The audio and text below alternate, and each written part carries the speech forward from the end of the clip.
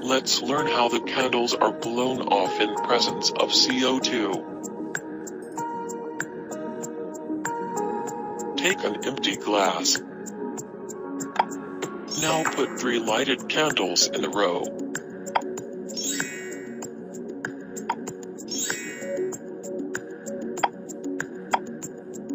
Take another empty glass. Put some soda in the empty glass.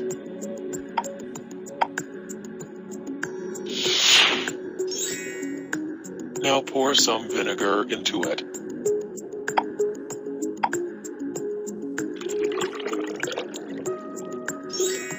Now take this glass with soda and vinegar near an empty glass so carbon dioxide passes to it.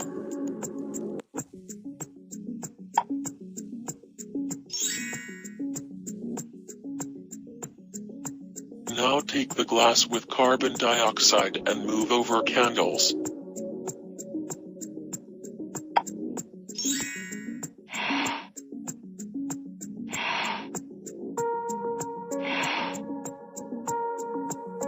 Wow!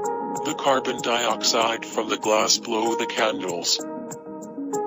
Moral is, when you mix baking soda and vinegar, you produce carbon dioxide.